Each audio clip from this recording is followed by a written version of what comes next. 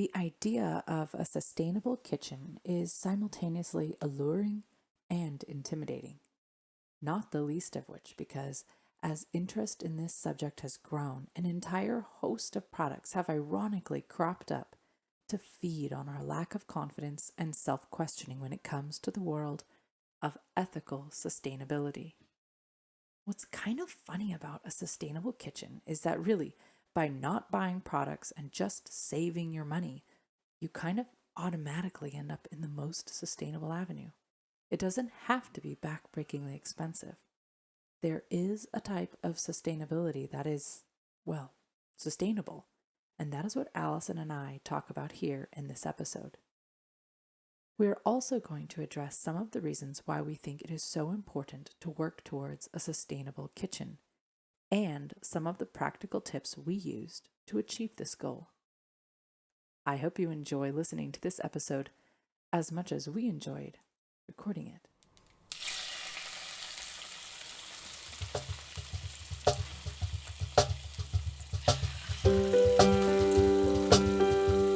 Welcome to the Ancestral Kitchen Podcast with Alison, a European town dweller in central Italy, and Andrea, living on a newly created family farm in Northwest Washington State, USA.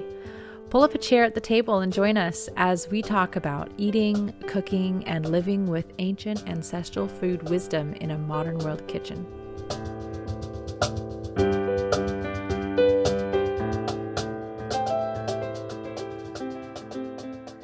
Good morning, Alison.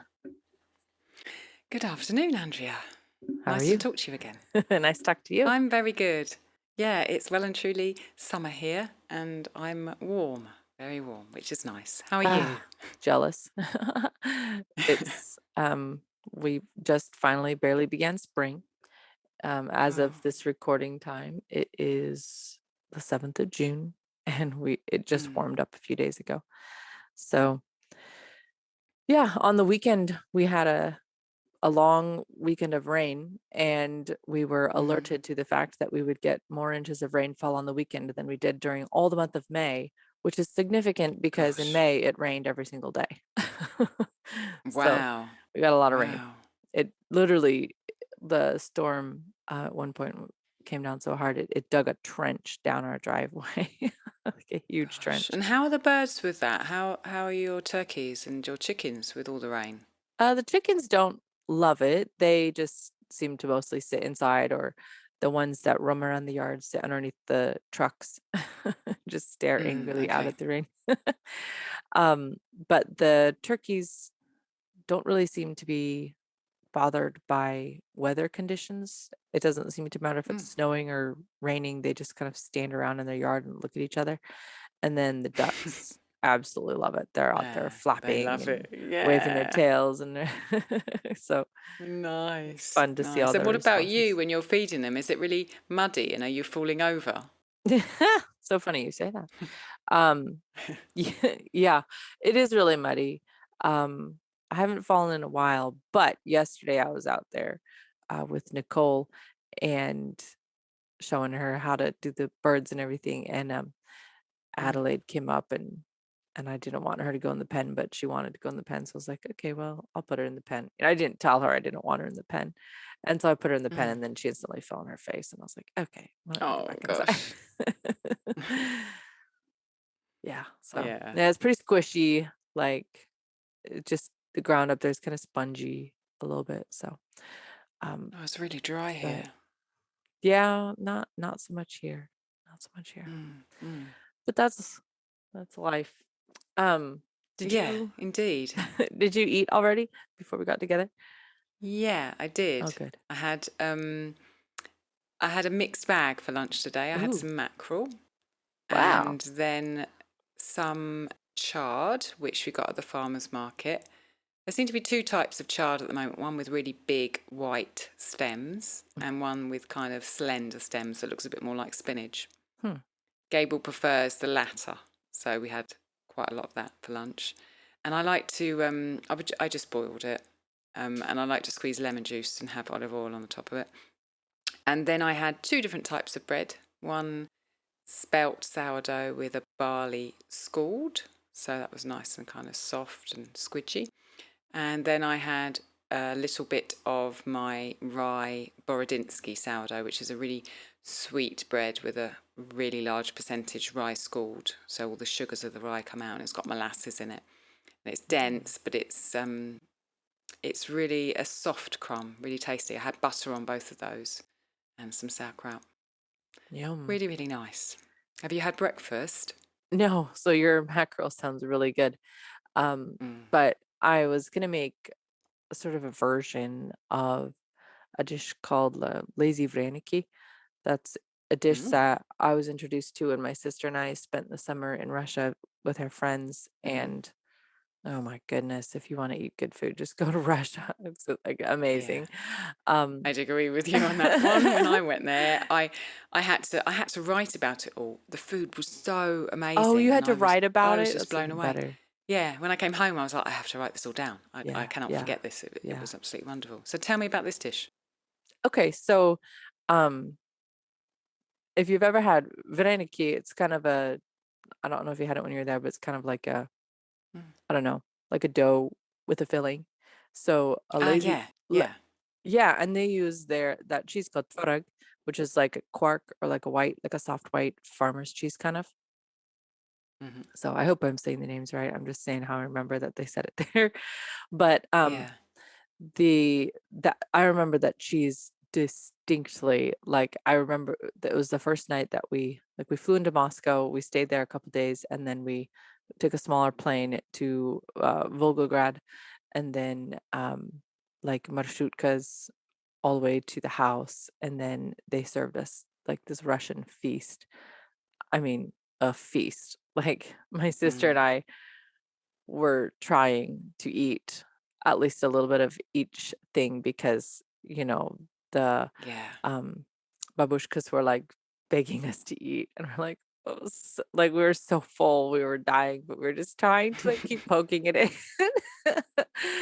um and I remember the cheese, like the texture and the flavor, it was just stunning. And I just remember feeling like all the food there was so real, and it just tasted so real, and it was so um just flavorful. And I guess maybe when you think about the book Chewing the Fat, how they say they missed the real food, it maybe was the comparison of like supermarket food to real food. That might have been standing out to me. So lazy Verenicke is like where if you make the dough and then you roll into a little log and you cut it up and you kind of boil it. So then you can serve it in like the way I was served it was like in a sort of a sour cream sauce. So I was looking online trying to see how people accurately make that, and I couldn't even find anybody making it. So maybe it was just something that the family I was staying with did. I don't know. But I tried making a sauce last night just to see if I could do it. So I just melted a little bit of butter and then just put some sour cream in the pan and kept whisking it together, and it made the perfect sauce. So that's great. how I'll do it for breakfast. Yeah. So just like And so poaching the what's inside them? What's inside the bread? So The farmer's cheese. it seems like there's when I again, it's one of those things where it's like, well, I'm kind of making it the way I was shown. Let me look online and see if I can find a real recipe. And then I looked online and I was like, okay, there's like so many different ways. So I don't really know if there's a right way. Maybe somebody who's familiar with Ukrainian or Russian cuisine could tell me if there's a right or wrong way. But it maybe it's one of those things where every family does it a little bit different. Yeah, that's what I was thinking. Yeah, so some people use cottage cheese because, unless you have like a Russian market, I don't know if you would see tvorog on the store. Tvorog, I'm trying to remember how they said it. I remembered the name because when they said it, I kept thinking it sounded like the composer, Dvorak. So the name stuck in my head because of that. Yeah. But when I look on it online, it looks like it's spelled kind of like Dvorog. So Tvorog, I don't know. Okay. Somebody from Russia is probably on the other end of this, like falling over laughing. Someone please tell us. Yeah, please tell us. Please Someone tell us. please tell us. We like to learn. Yeah. So I made a pierogi dough last night, which is what I was going to use for it. Um, Mm. it's just the one that Tiffany showed me when she was out here. So I just beat like maybe 8 smallish eggs, and then I put in a cup of warm water and Mm. beat those together, and a teaspoon of salt, beat that together, and then I mixed in. You can add, if you want, like a tablespoon of sourdough start, and then I Mm. mixed in 6 cups of flour, and then just kind of kneaded it together, and then just left it Mm. overnight. So in the morning, then you could either shape it and fill them, or just Mm. um, roll into little logs. But I think the most accurate way that people were making online that I was seeing was they're mixing the cheese and the flour and Mm. eggs together. Um, Ah. but that wasn't the way I had seen it. So I didn't have that in my head. So I wasn't prepared with the cheese, even though I already know I wanted to make the lazy Verenicke. Yeah. So when we have the cow, then I'll be able to make, or when Yeah. she's in milk Of again, I'll be able to course. make some. So that should be And fun. then you boil them Yeah, after that. yeah. You could boil them in broth if you wanted. The Mm. pierogies I made last night were this dough, but filled with Tiffany and me made a whole bunch of pierogies and froze them raw. So Right. we had filled them with like potatoes and sausage and just things that you'd put inside of like Yeah. a pasty or something. Pasty, sorry, how do you Yeah. say Pasty. it? Pasty. Pasty. Yeah, Sounds it's one delicious. of those carbohydrate with contents type things that Yeah. it seems like every culture has their versions of them, like ravioli or burrito, or wherever you go, there's Yeah. something like just delicious like that.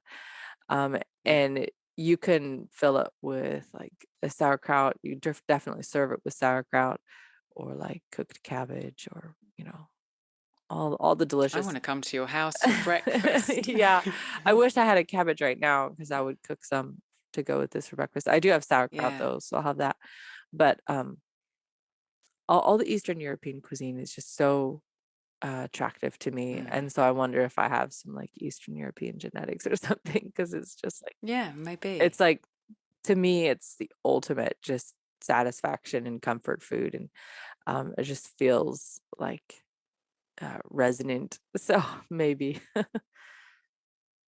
Yeah, I agree. It made me think about Naomi from Almost Bananas, who's I in was thinking about her Slovakia, too. who we interviewed about Slovakian traditions several episodes back, and hopefully Yeah. getting her onto the Patreon sometime to talk us through some traditional Do Slovakian some more. dishes, which would be wonderful. I remember eating that stuffed bread when I was in Russia, and I'm guessing it would have been boiled because I remember the kind of sheen on it.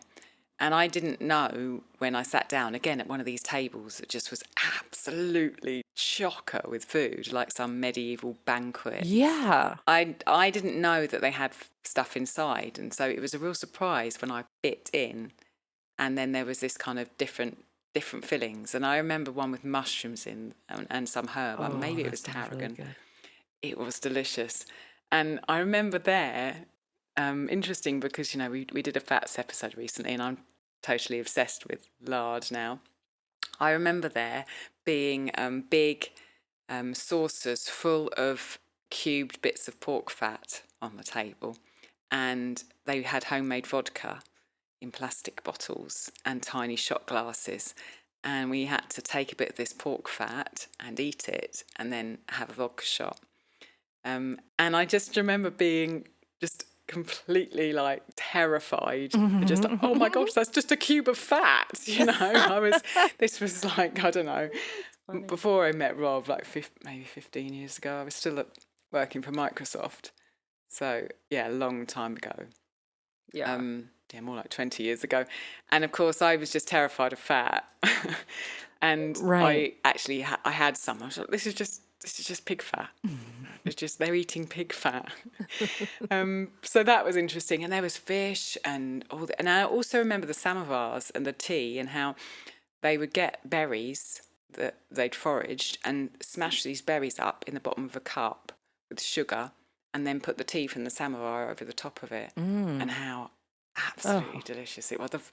Oh my gosh, the food. that I ate when I was in Russia was, It's off. absolutely It's like amazing. unbelievable. I don't know. I don't know. Maybe I'm just not in the know, but like, why are they not more famous for their food? Like France is famous for their food or whatever. Mm. Like, oh my gosh, it's unbelievable. And everybody's just whacking it out like it's so casual. Like, it's whatever, this is just what we eat. And you're like, Yeah, this is amazing. it is. Dara Goldstein, who is a Russian food Oh specialist. yeah. Don't you have I her have book? one of her books. Oh, I want that Yeah, I book. have one of her books, Beyond the North Wind, which is very I want that nice. And I would like to get more books. I would like Yeah. to get lots of things. So, but yeah, But talking about it gets me Allison, I know what excited. you and I would both want to do. And I guess maybe the time for this was when I don't know how old you were when I went. I think I was 16 or 17, but like that's the time to do this. But I'll get a book because that's what I have. That's my option right now. But I just want to go there again and just sit and watch, because I really feel like that was how I was. Like I went to Russia not knowing much. I'd had a Russian pen pal for a few years, and I met her when I went there. And so I would read things about Russia and was studying it and was trying to learn the language and things like that. But there's just so much about a culture, even if you read about it. Like, have you ever read about your own culture and they're like, British people usually do this? And you're like, oh yeah, I guess we do. I never really thought about it. But when you actually go there, it's so different. And I just want to go there and watch the grandmothers as they're working and see how they, like, I'll never forget when we were going to go to Kislovodsk, and it's a 24-hour train ride from where we were. And so the babushkas were making, just remember, tiny kitchen. They made like hundreds of piroshkis. So like you go into the kitchen and every surface was just piled with them, all these different kinds. And I was like, how did they just whacked it out, like just did it. I'm like, how? This is so amazing. And they're so delicious. And we basically lived on them for the next 24 hours until we, got off the train. But I'll never forget that they were, I when I was eating them, I was like, I never want to eat anything else again. This is so wonderful. Like, it's just like a lukewarm piroshki on a train, where you can't hear yourself think, and where you're sleeping like in a car with 40 other people. I remember that. We must have done really the same thing. It's so weird because I was on a train. I was going down to Volgograd. There were, No way. We sleeping on something that was supposed to be a bed, but it was hard. And there were so many other people in the carriage. And I didn't sleep at all. And then at every train stop, there were just people selling like, berries and things they'd made through the window. And yeah, I never saw those. Absolutely wonderful. But you're laying on the train, it feels like the real train, right? It's like tick, tick, tick, tick, tick. And as you're laying there trying to fall asleep, and like you're going through like Russia. You're not in a city, like you're going through the countryside. And then so every once in a while, then you see like lights kind of flash through the slats, and you're like, wow, where am I? Like what century did I transport to? And I remember looking out the window sometimes and just seeing basically like, broken brick buildings. And I was like, am I in 1942 right now? Like, where am I? I'm stopping at train stations where there was nothing. Like I could see nothing. Like, where there's a platform and like a bombed building. Like, where am I? It was so amazing. Like one of the definitely most incredible trips. I feel very grateful to have had that experience because it changed me. Yeah, I agree. In a way that I agree that it, I'm a different person now because of going there for the months that I did and doing what I did there. Yeah. And I'm very grateful that I had would that experience. I would go again in a heartbeat. Oh man, it's just so amazing. And so much history to see in like the museums. We went to all kinds of museums and like Orthodox churches, and of course in Moscow, there's all the things to see there. And anyways, so that's breakfast. Yeah, we've got a podcast to record. We do? Oh, was this not it? Okay, take us out. No. Take us in. So we are talking today about how to make your kitchen more sustainable. And This episode kind of follows on from one we did last year, which we titled Quitting Supermarkets. But we're taking a slightly different take with this episode. And one of the reasons why we wanted to kind of go back into this area is because certainly lots of people contact me about trying to live more sustainably, and I feel how much they yearn to do as much as they possibly can to be the change that they want to see in the world. And I feel that all the time. I look around me and I see what we're doing to the earth and how we're living. And I want to change it. I really do. And I feel like we can, from our kitchens, we can, through what we do every single day, make a huge difference to the impact that we have on the world. And of course, if everyone were to do that, not necessarily to do it 110%, but just to do it like 30, 40, 50%, the change that could happen around us would be staggering. And so focusing on the kitchen and how to make the kitchen more sustainable seemed like a really good topic to dig into a little bit. If that's, does that make sense, Andrea? Oh, yeah. No, I am with you 100%. Yeah, cool. Okay, so where I wanted to start from was the essence of it, as I see, is to look back. And we have not always been so destructive and extractive and disposable in our habits and in our kitchens. And so let's look back at what our grandmothers and our great grandmothers did. Let's learn if we we never could see what our grandmothers did. I wish, like you wished, you could go back to Russia now and see those grandmothers cooking. I remember being with my grandmother when I was very young, and seeing her in her very different kitchen, with a coal stove, and it just was so different. And I wish that I had learnt more from her and questioned her more. So, if you don't have access to what your grandmothers and great grandmothers did, we can learn what they did. Yeah. Let's remember how people lived before we had the ability to ship foods literally across the entire world on a whim all the time as normal, and learn from how the people who came before us, who had to respect the land because it was what sustained them, how they did that. And I know we often say, and I know you say, Andrea, that, we've got all this technology and ability to learn from the past now, and yet we've taken that and kind of run with it into a place that's not sane anymore. And we don't have to go back. You say this better than me. So you say this is kind of your thing, and you say it really well. Explain what you mean better than I can. Well, I just feel like if you say, we talked about this on the easy way just a little bit, but if you say something like, "Oh, yeah, I just, I want to be able to make my bread at home," like, "Oh, so you think women shouldn't have any rights, huh? Okay. You don't think women should be able to own property, huh? Or "Oh, I just want to put arnica on my bruise. So you think we should all die of smallpox, huh?" It's like, no. I don't know why we have this idea that everything's like, you either live all in the medieval world or you live all in the modern world. I believe we can have the best of both worlds. We can take the wisdom, like we do as kind of the theme of the podcast, of the ancient days, if you will, and sort of combine it with the modern technology and see how we can find a better way to live.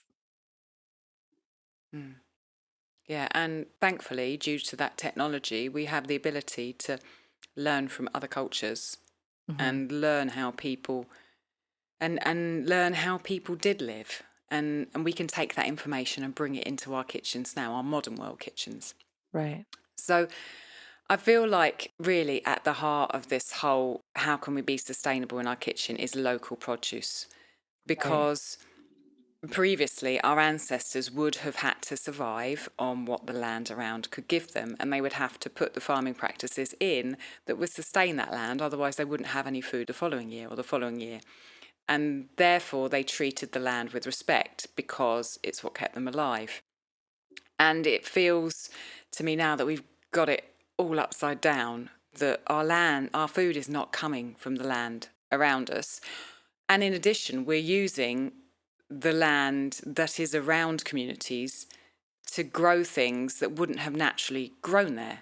So, vast tracts of land in other parts of the world are being used to grow corn or soy or any type of monocrop, or even to, put loads of cattle together in a feeding system in order to send that food around the world. And it just seems absolutely crazy to me that as a society, we've chosen to do that we think that that's sensible.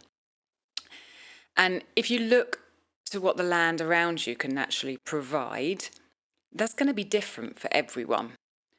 So where I live now in Italy, this land can provide slightly different things to the land where I was raised in the UK.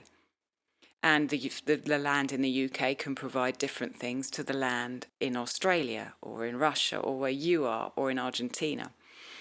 And I know, or I have a guide for me here in Italy to know what the land around me can naturally provide by looking back at what people who lived on this land around me used to live with, the foods they used to make. So I know, for example, that pecorino, sheep's milk cheese, has a long history in here around me in Tuscany. I know that pig products and salami has a long history. I know that greens and forage greens and bitter greens have been used for centuries. And so I can pretty much guess that this land can sustain that type of food and it can naturally be grown around here. I was talking to Ellie from Ellie's Everyday recently, and she's given me a fabulous education on the ancestral food that was in Australia before colonisation. And I think this is another great example of it, because Australia and New Zealand raise a lot of sheep and export now a lot of meat around the world, sometimes live. But before colonisation, there were no hooved animals in Australia at all. There were other type of animals. There were other type of grasses because there were no hooved animals. There was other type of food. And a lot of the Australian landscape has been decimated because of what we have put onto that land that doesn't naturally go there. And I look around and I see organisations like Eat Lancet who would put a diet forward saying, the ideal diet for climate is that we eat 15% of this beef and 6% of these beans and 35% of this type of green, kind of segregating everything. And I just think it's crazy, because how can you say to someone who lives in Korea that they should be eating the same food that someone in Ireland is eating to the same that someone in the Faroe Islands is eating, or in Iceland? Because what we should be eating is what's around us and what we can get into our house with less transport, less packaging, less destruction of the soil. It seems completely like a no-brainer to me. So really it's to look, what I'm saying here is to look around you at what the land around you can provide and reap that. And if you're not sure what the land around you can naturally provide, then go back and find out what that land can naturally provide. Look around you for stars who are saying, this is what this land can provide, and I can do this without destroying the soils, and go follow them, go buy food from them, go to their restaurants. We have the possibility to choose that to supply our kitchens. And if every home kitchen was to choose local food, then suddenly we wouldn't be shipping food around the world. We wouldn't be creating an incredible amount of pollution the plastic use would just go through the floor because we wouldn't have to put things on supermarket shelves that have been sent from goodness knows where. And we wouldn't be pushing populations off land to put monocrops of some particular type of food in their place and making them starve and die out. So eat. Try to find what the land around you can naturally provide and use that in your kitchen. I think that is the absolutely central thing to making your kitchen more sustainable. We will go on later on to talk about other things you can do in your kitchen to make it more sustainable, but it's my belief that this is at the heart of it. Would you like more support to help you eat, cook and live ancestrally? If so, come and check out our community at patreon.com/Ancestral Kitchen Podcast. We've got so many goodies over there that will help guide, inspire and support you in this journey we're taking together. There's our exclusive podcast where Andrea and I talk more intimately about what's happening in our kitchens and lives. There are so many after-show bonuses, downloads, extra audios and resources.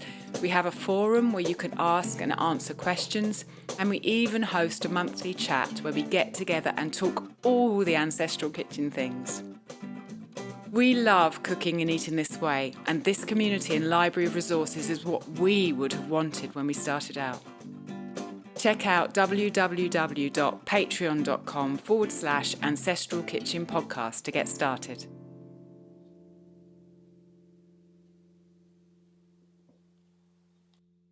Andrea, do you want to jump in? Because I'm just going on and on. Well, I started listening to Nourishing Traditions audiobook yesterday. I don't know if the listeners, whoever's listening to this, if you heard our book episode, then I said that was I've read the book I remember with my eyeballs, but now I wanted to read it with my earballs. And she mentions in the introduction how strange it is that the governments or diet dictocrats, whoever out there that's promoting a specific diet, seems to have this idea that the same food would be perfect for everybody, when she says, there's all kinds of things that might affect the foods that you eat, ranging from where you live to even genetic components, like how your body is made to take that food in. And it's making me think, as you're talking about how we ship food around the world, well, we ship each other around the world too now. Yeah, You're in true. Italy, right? My ancestors came from England, but who knows where they came before that? So we ourselves have moved, and I can get that there's a component to wanting the food that, maybe your roots were in Vietnam, but you live in Nebraska and you're like, I want rice. Like, I need rice. Like, I get it. So I can see how there's definitely challenges to this, since we ourselves have migrated around the world. Yeah, thank you for saying that.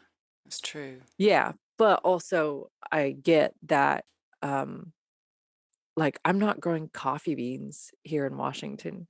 So what we end up doing is we selectively take things that don't grow from around here, but that we want to enjoy.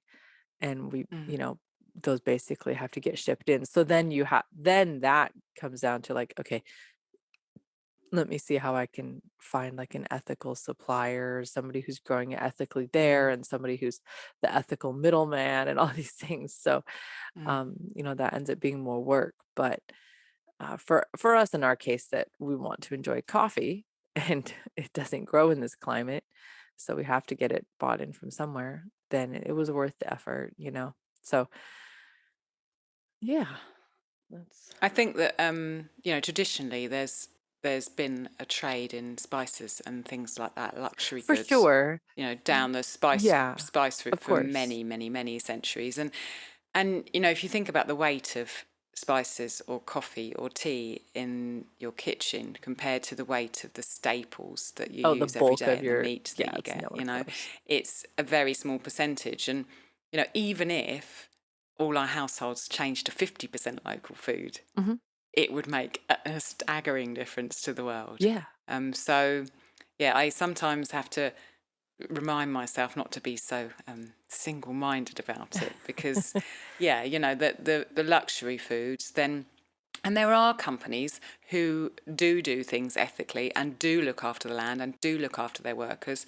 And there are even companies, there's a sail ship company that ships coffee and chocolate that's been processed on site, so the money's gone to the workers, and then uses sailing power manned by people who love sailing to bring this produce back over to Amsterdam and Europe. Yeah. And they love sailing, and they're respecting everyone who's involved in the chain. And the things cost a little bit more, but how often really do you buy a bar of chocolate compared to how often do you buy, wheat or something else like that? So there are gems of people who are doing amazing things. I will find the details of that shipping company and put it in the show notes, because they inspire me with the work that they're doing on the ground locally. We advocate getting to know your farmer and taking the bulk of what you're bringing into your kitchen from local sources and finding out as much as you can about those sources, how they're treating their animals, how they're treating their land, how they're sustaining their land. And it feels to me like that's a double-sided coin in a positive way, because for me, getting our meat from Flavio, my farmer, who's local, he's doing amazing things with animals. He's doing wonderful things to the land, but he's also part of our local economy. So rather than me sending our money off to some unknown place miles away from the town that I live in, I'm circulating that money back round in my local economy. And it feels to me very important to give to my local community, because if I don't, it won't be there anymore. And I enjoy it. I enjoy being in a vibrant community. And so there's that side of it as well. I know that he's raising the animals really well. I know what he's feeding them. I know that he's using that animal waste to keep the soil fertile. And I actually know that one of the people at the market who sells vegetables, not animals, not animal produce, is using Flavio's manure to fertilise his soil, which is a vegetable-only kind of outfit. And that just feels wonderful, because that's the other thing I feel like is quite important. If you're buying produce that's not from an animal, we have all this information coming at us all the time about how topsoil's running out. The Food and Agriculture Organisation tell us that, in 50, 60 years, we could have no topsoil left. And routinely we're using pesticides and fungicides to put onto our crops, which are not only made from fossil fuels, but they damage the environment, they damage the soil, they cause water problems. And using animal fertiliser, which comes naturally, gives to the soil. You look at like White Oak Pastures and other farms who are actually creating carbon capture sites by farming animals in a sustainable way and using that fertiliser. And so in addition to when I shop, in addition to looking for meat that comes from a source that I'm happy with, I think it's important for me to look at where my non-meat sources are coming from and how those companies are fertilising their soil. Are they able to use animal waste to naturally regenerate the soil, or do they have to rely on outside kind of fertilisers to keep that soil healthy? That kind of bit's hidden, I think, a bit more. That the kind of the animal side and the regenerative agriculture to do with animals, I think, has more coverage than looking at so how are the people who aren't using animals fertilising their soil? Because that's an important part of this question as well. I don't quite know where I was going with that, but that's how I feel about that as well. And it takes work, like you said. it takes time to find the right suppliers. When we moved countries, it was hard work Oh yeah. finding places to go and find this stuff. And occasionally, sometimes it's more expensive. Sometimes it's not, because I'm buying in bulk, for example. I'm buying my grains in bulk, and it turns out to be not more expensive. But I put a strong value on that and my footprint. So I'm willing to give as much time as I can to trying to sort that out. And I feel like when you look at the future of our food world, the politicians who are in charge, they do what they need to do to keep themselves in power. And they do what they need to do to placate the people who are giving them money to fund what they're doing. And the people who are giving them money are usually the ones, at the very 0.0001% of the population who are taking money in an industrial way from other people. And so they're going to push their interests on the politicians. The politicians here are not going to do anything. That's how I feel. And someone has to. And so it's up to us to take responsibility. If, as individuals, we all took responsibility, or half of us took responsibility just for half of what we bring into our kitchen, the politicians would have to change. The economy would have to change because we'd ask for it. And we're not doing that as much as I wish we were. And so I feel like taking responsibility, which is hard, and we've talked about this before in all parts of life, taking responsibility for anything, for your health, for your family's education, for everything you do is hard. It takes work. It takes making difficult decisions and making mistakes.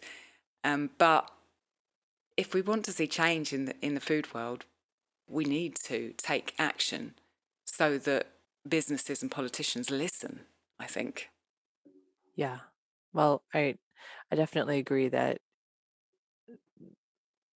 I agree with everything you said, but there's no point in sitting and waiting, as I think sometimes you do, hoping that there will be this top-down decision that's just going to fix things. And the government really just needs to make a rule that this, or the government really just needs to make it that.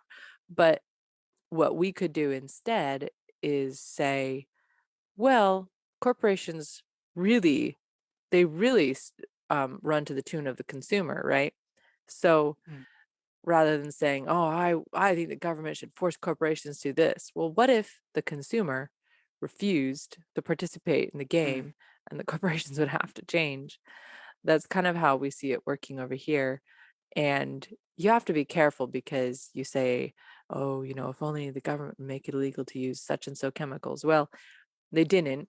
And our government continues to allow all kinds of things that are banned everywhere else in the world. But there's a lot of people who have gotten educated and choose to avoid them.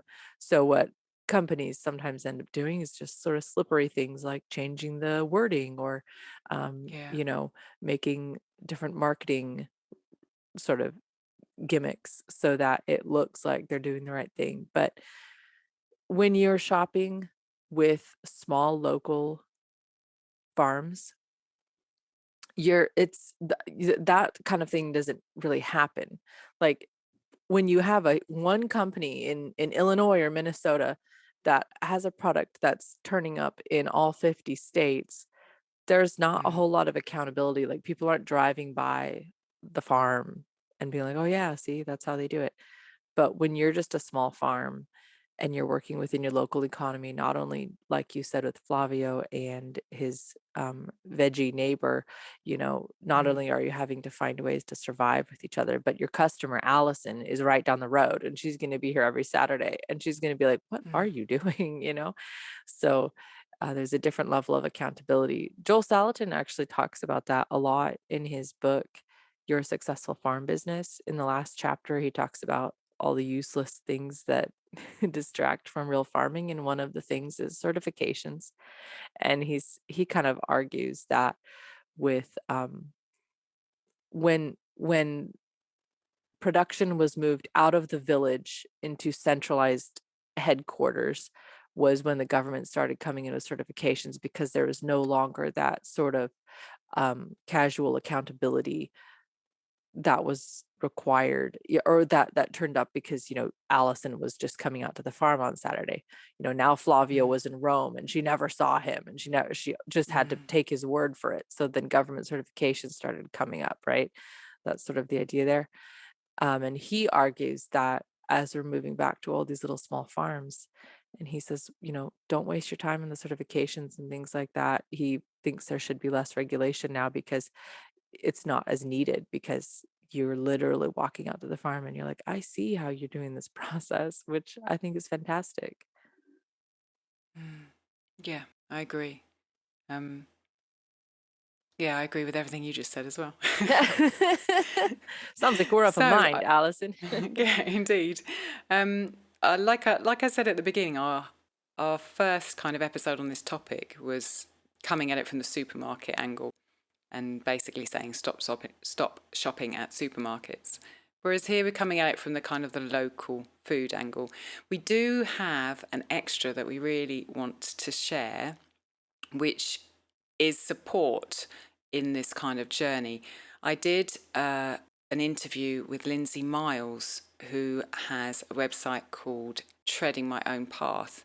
And I found her because she wrote an article several years back now on quitting supermarkets, a very, very detailed article. And I wanted to talk to her and get her experience on doing it. She's in Australia. She's originally English, but she's in Australia now. And just talk to her about how she did it, what advice she would give, and hear her perspective. So we have an extra interview with her, which we are going to pop up on the main podcast feed in the next couple of days. And in that interview, Lindsay gives really some fabulous tips on how you can do it step by step, how you can move from supermarkets to local food and to independently source food without having to do it all at once and not being able to cope. Instead, doing it in a way that creates sustainable habits. And she covers lots of things like bulk buying, and we talk about chocolate. There's lots and lots of really good and inspiring things in there. So keep your eye on the podcast feed over the next couple of days, and that interview will go on, and hopefully that will give even more inspiration to help just move you, another step forward, hopefully. Can I throw something in there, Alison? Yeah, It'll just be a tease, because this is a topic that really needs its own podcast episode. But you alluded to something that I actually have written on my notes here, which you use the phrase "the hidden cost." So I just wanted to say this is a conversation that is coming up. So Lexi messaged the other day, and she said, my friend told me that eggs at the supermarket, not organic or anything like that, were $8 a dozen, which is pretty high compared to the average in that area. And Lexi said, but the eggs I'm getting from the farm haven't changed in price. They're still $5 a dozen. Now, just a little while ago, $5 a dozen that she was paying would be considered the high price. But now, compared to the commercial brands, it's looking like the low price.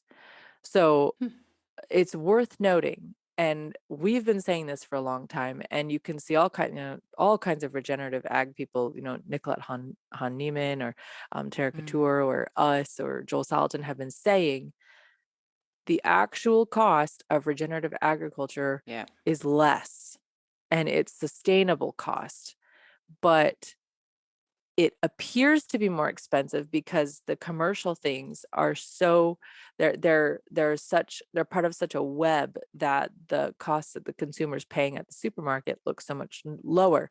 But as soon as you don't have access to that cheap fertilizer from Russia, as soon as you don't have access to cheap petroleum, as soon as you don't have, you name it, whatever it is that is sustaining this unsustainable system from the outside, then your costs shoot up, and everybody sees that. So in my mind, I think of it like a bank account, and you both start out with the same amount of money, but in a commercial operation, you're basically just, you're spending the money. And unless you've got enough people going out and finding money to dump back into your account, you're just hemorrhaging money constantly.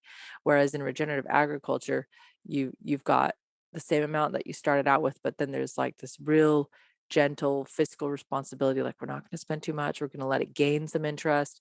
We're going to go slow. We're going to invest it. It's returning on us now. Okay, now we're earning a return. Like, it just feels so different, and it's so much more sustainable. So that's a topic for another day, but I wanted to just throw that out there. So if people are seeing Great. things just absolutely skyrocket in the stores over here, a lot of areas you can go out to the small farms, and the cost may be changing some because there are connected pieces, but by and large, it's not going to have such a radical shift.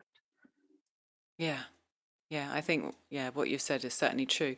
And there's lots of information. I know on YouTube, there's lots of films on true cost accounting, and people have done amazing work on that. And you said we're sustaining an unsustainable system. That's it in a nutshell.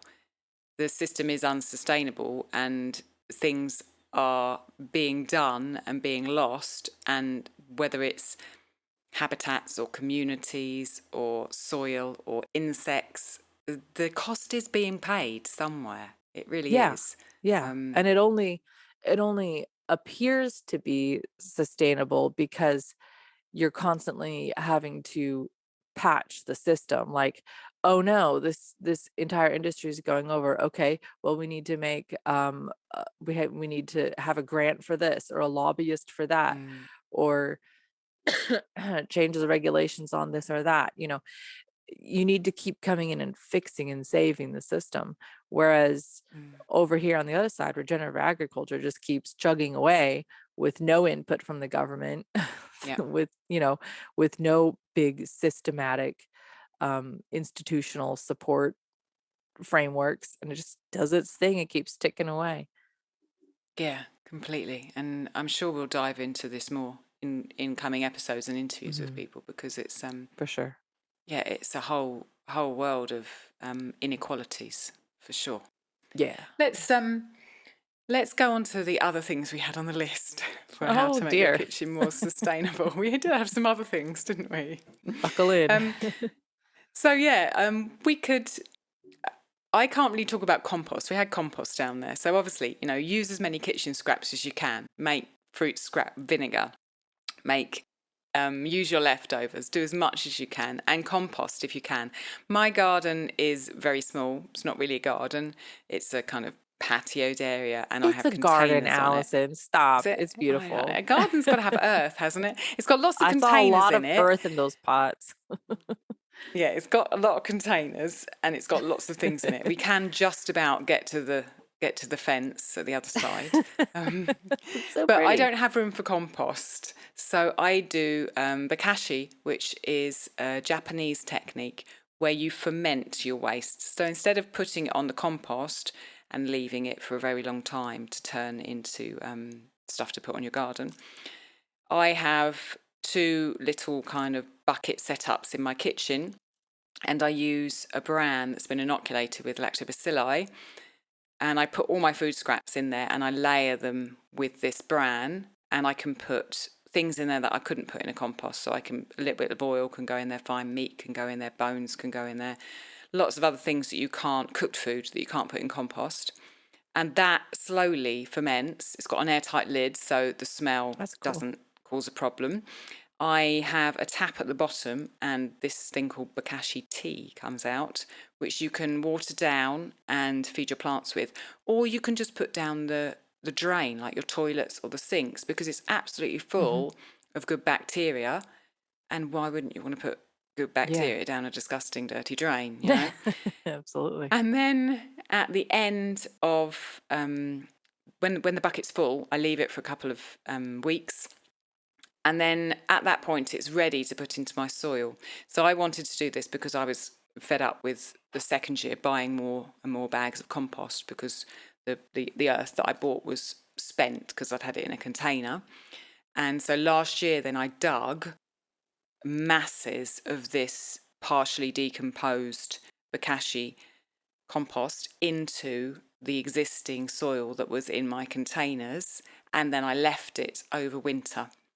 and that has renewed my soil. And I know it's worked because I'm growing plants this year in the containers that I'd put eggshells and bits of bone and That's awesome. everything that all our waste in, without having to buy a ton more bags of earth to replace the old compost. And my plants are doing really well. I love it. So if you don't have space for compost, that is a fun option that's really quite easy to set up. Are you composting there, Andrea? Have you organised that? We do have a compost pile. Most of our food scraps go to the birds, though. They Of course. absolutely love them. And then we basically harvest manure from the pens for the compost. Yeah. So a lot of our Okay. nitrogen comes from the pens rather than from the food. Yeah, no, that makes So sense. our food is twice composted. Yeah, it's composted through the natural workings of a chicken. They ferment it Wow. and then we compost it. Nice. Okay, and I wanted to talk about storage a bit because I've still got plastic storage things that I've had for a very long time, like Tupperwares, plastic container boxes. And obviously, I'm not just going to throw away my plastic food storage containers because they're plastic. So I'm using them to their fullest, to the end of their life, as much as I can. But then I'm replacing any of them with glass containers as much as I can. And I know we've talked before on the main podcast, but also on the Patreon podcast about freezing in glass and how we both do that, and how particularly you've got loads of experience in that to mean that you don't end up with smashed glasses everywhere. Do you want to talk a bit to that? On I can't remember if containers we've covered specifically? it. Yeah, the glass and freezing in them. Yeah. Oh, yeah. No, I feel like we did talk about this because I remember going into my Instagram and linking it. But I don't remember which episode that was on. Gee, well, if you know what, Alison, I'll see if I can figure it out and put it in the show notes so that someone wants to go back and hear more detail. But I'll just say that I store and freeze a lot in just canning jars. So, but there's a right way and a wrong way to freeze in them, and you can break them. So go check that out. Okay, we'll put that in the show notes. Yeah. The other thing is I've tried to minimise my use of plastic wrap. I do still a bit, but I learnt from, I think it was Dan Leopard, that you can use damp tea towels to cover bread dough when it's fermenting. So you don't need to necessarily use a plastic cover on that. I know some people do have kind of silicone covers that they can use again and again. Or you can put it in some other kind of container that's got a lid so you don't have to worry about wrapping in plastic wraps. Yeah. Pretty much everyone knows about beeswax wraps. They are quite expensive to buy, but you can make them yourself. You can buy some linen and cut it up. I was like, what? Yeah, and they are actually easy. I thought, when I first heard it, I thought, I couldn't make that. I'm not really that way inclined. I'd rather be learning to ferment something. I can't do that. Yeah. But there's a video on Ellie's channel, second time I've mentioned Ellie today, from Ellie's Everyday, that we will link, where she just literally shows you got some fabric, you get some beeswax like this in little pellets, you put it on your ironing board or on a flat surface, you cover it so you're not going to get beeswax all over your iron, and then you iron it on. And it just creates a beeswax wrap for you. And then if it starts to break down after several months, you can add more beeswax on. You can start again, kind of thing. So you don't have to pay through the nose to buy beeswax wraps. You can make them yourself. You can pay through the nose for beeswax and do it yourself. Yeah, you can. Yeah, exactly. And then other kind of cleaning things. We keep all old T-shirts and pieces of fabric and try to make them into cloth towels rather than use paper towels. And as much as possible, I'm trying to use natural cleaning products. Firstly, because there's no chemicals in them, and I don't want the chemicals on my surfaces or on my hands or on Gabriel's hands or the cups he drinks out in the air. Yeah, exactly. But also, I don't want the plastic bottles that they come in my house either, and I don't want to bring more plastic into the world. So I use bicarbonate of soda quite a lot, and vinegar and lemon. And there are tons of resources online for how to make natural cleaning products. Do you use oils in yours, Andrea? Because I know you use a lot of oils, and I wonder if you add them to your cleaning products. Yeah, we do. Just for the, Okay. the cleaning benefits of it, and I like it to smell nice. And we get Yeah. a blend that we make a cleaner out of. It does come in a plastic bottle, but the one bottle refills our glass one like hundreds of times. So Okay. it doesn't feel wasteful to me. It's like my trade-off. And I love Yeah. it because it smells good. And Yeah. on the storage thing, when you were talking about plastic, this goes for the Mm. cleaning, like we use the thieves cleaner. And this goes for the plastic, and this goes for the using the towels for your dough. A lot of Mm. the reasons why I started doing these things initially was because I didn't have the money to buy Yeah. plastic wrap. I couldn't Yeah. just buy something that was Completely. going to go in my kitchen and get thrown away. Then, of course, I started learning about, plastic, and the more flexible the plastic is, the worse it is, and all these things. Um, I learned about that later, but I had already stopped using plastic for so long, and or plastic wrap for so long, just because I was like, I'm not going to spend money on that. And when I was making dough, and I first would think every recipe says, cover it tightly with plastic wrap, and I would think, well, I don't have plastic wrap. But then I would think, well, I'm pretty sure people have been making bread for a lot longer than we've had plastic wrap. Yeah. So there has to be a way around this, right? And I would just do, like you said, I would get a tea towel wet and drape it over the top. Um, if it was a really long ferment, then sometimes change the towel multiple Yeah. times. And also, I have a couple big, like you said, Tupperware containers that I still Mm. have. They're my grandma's, and now they're my mom's, and now they're Yeah. mine. And they have lids, so I can put pretty big batches of dough in those and let them rise Yeah. with the lid. But yeah, I haven't had to use plastic for rising dough in 14 years, 15 years, or whatever, however long since I got married. 14 years, 13 years. I can't do math. I think that what you said, you kind of get used to it. So once you haven't had Yeah. plastic wrap for a Yeah. few months, 6 months, you kind of think, oh, I don't want plastic wrap anymore. It feels like alien. I felt that around going into supermarkets. When I haven't been into a supermarket for 4 or 5 months, and suddenly I have to go into one for some reason, everything around me just seems so alien and wrong. And little steps like, getting rid of the cling film, Mhm. build habits that once you've done them for a few months, you don't want to go back. It's fine. You've Yeah. kind of made it part of who you are. I also, Right. yeah, you talking about the bread, and you think, people have been making bread for centuries, and yet we haven't had plastic wrap for centuries. It kind of goes back to what we said at the beginning, Exactly. let's look at what our grandmothers did and try to replicate that where we can, because there haven't been all the technology, there hasn't been all the plastic, there Yeah. haven't been kind of all the plastic bags and plastic Tupperwares and everything else. They're just 50, 60, 70 years ago, these things weren't around, and yet people ate really well, right? They ate the Yeah. food that Yeah. was around them, and they cooked it, and when they had enough, they ate well. So Mhm. it's possible without this all around us. It's just what we've got used to, and then we can get Yeah. unused to it. If Mhm. unused to it is a phrase, I don't Mhm. know, but we can. Okay. Is there anything else we want to add to the kind of kitchen and cleaning storage Like to section? basic tools Yeah. list. Honestly, if you just do things from the perspective of saving money, you like Yeah. automatically get there. You're like these kitchens that I visited in Russia, they had, the one plastic bag that they shopped with that they'd probably been using for 5 years, that literally they would sit at the table at night and were like patching the bag, right? Yeah. Because they're not going to buy another bag. They're like, no, this is my bag. Mm, I'm not buying another one. Are they saying, I'm trying to save the planet? Not particularly. no. They just didn't want to spend the money on another bag.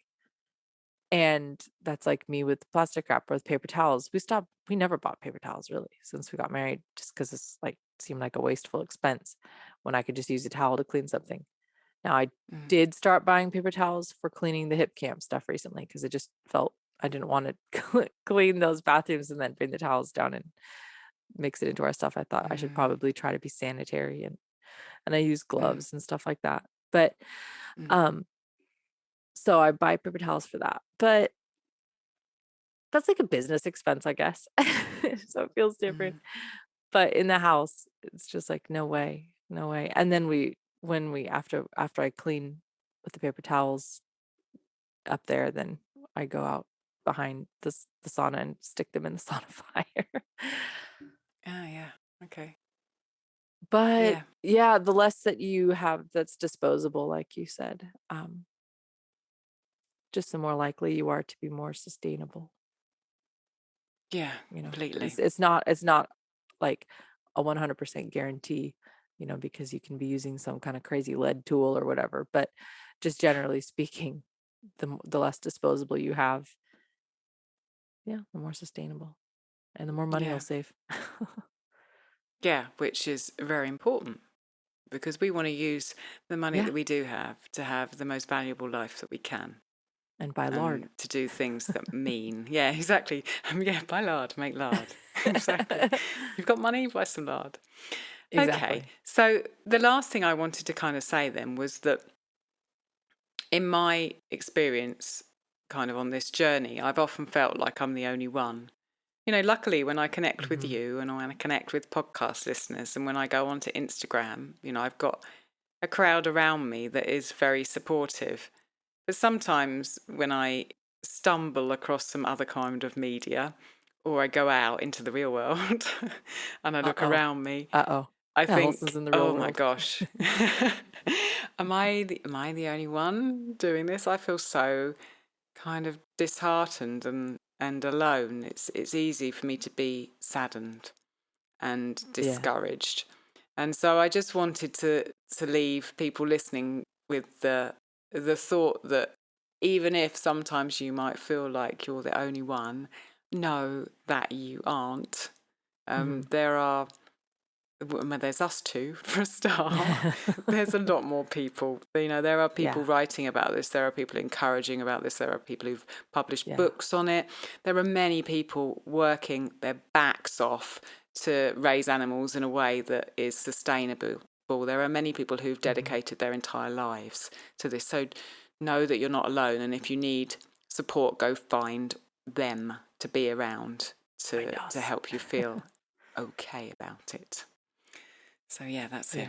You kind of are the only one in some ways, Allison. You're kind of an outlier in a lot of ways, but you know, we're your squad. Thank you. You keep me going, that's for sure. I am, Yeah, likewise. I'm not perfect, but I'm trying, just like we all are, you know.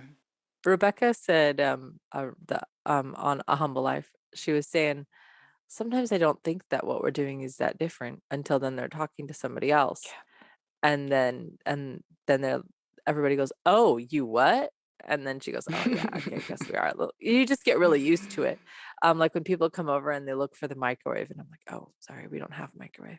Yeah, and I forget about You know? that. I'm just like, Yeah. obviously we haven't had a microwave for 20 years. I'm just like, Yeah. oh, people still use microwaves, do they? I forgot about Is that that. still a thing? Do they still use microwaves? Do they still smoke? Like what? Yeah. Well, Apparently it is. Rebecca said, because I was telling her sometimes I just feel like I'm not, well, sometimes I feel like I'm not perfect. I feel like I'm not doing all the things. I'm not doing everything that I could be. I'm not Yeah, there, yeah. you know.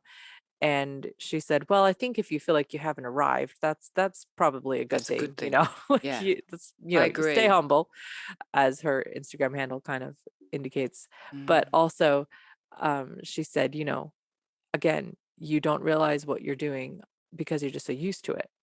Yeah. And I Yeah, I think think that will and be that's important. Sorry, I'm talking over you. I wanted to say that it's hard on very Zoom. often, I think we think, I'm not doing enough, I'm not doing enough, I'm not doing enough. And it's Yeah. easy to beat ourselves up for it. I do that, and I know many people I've spoken to feel that. But know that if you're doing what feels right to you and what you can manage, then you are doing enough. And if you're Yeah. listening to this, then you're reaching out for community and support and encouragement to move forward, and that's what we all need. Yeah. So And don't have a go at yourself. yeah, you can beat yourself up about it, but I also noticed that there's people on the internet that will beat you up for it too. So, Yeah, I've so, met some of them. so gotta watch out for that. But I like you kind of mentioned with Lindsay, and then like you alluded to here a few times on here. If you go at all this from the guilt perspective and you're just like, oh my gosh, I'm killing the planet, and then you try to change everything all at once, you're gonna have this catastrophic implosion. And if you what is sustainable, since that's the theme of this podcast, is to make gradual changes and to still allow yourself, like, if you say, I can't not have the paper towels. Like, I have maybe you have a unique circumstance, like I have an adult child in diapers for whatever reason, and I need to keep cleaning things with the paper towels. Yeah, you do that. You know what I mean? Like, you've got that situation, and I'm sorry if somebody's going to judge you for that, they can just walk the other way right now. But we're saying, like, do the things you can do and not feel that, like, because like you said with the staples, I'm buying the bulk of my food around here. I don't feel bad at all about getting coffee shipped in. I love that luxury. I think it's fantastic. I like having peppercorns. I like having vanilla. Those things don't grow around here. But I enjoy those luxuries. But I don't feel like they're the bulk of what's happening for me. Yeah, I agree. And I think just one more thing I want to add, which is do the bits that you do because you love them. And when I'm sourcing my grains for my bread, I love making bread. I love sourdough. I love using Italian grains for it. And I love using Italian grains from people who have grown them decently. I love Flavio, Obviously I have a husband, but he's so full of life, and his place is amazing. I love the work that he's doing. And that's why when I interact with him, when I interact with those grains, it fills me, it brings me joy. I do it because I love it.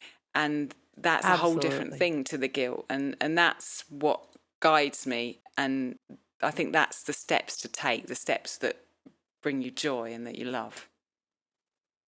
Absolutely. Absolutely. I love it, Alison. Okay, I think we're done, yeah? All right. Well, for now. Look out for the extra episode coming in a couple of days. And and we'll speak again soon. Thanks for listening. Bye for now.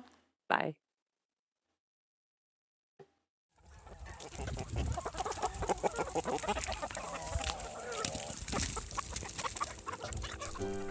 Thank you so much for listening. We'd love to continue the conversation. Come find us on Instagram. Andrea's at Farm and Hearth and Alison's at ancestral_kitchen. Until next time, we both wish you much fun, exploration, and satisfaction in and out of the kitchen.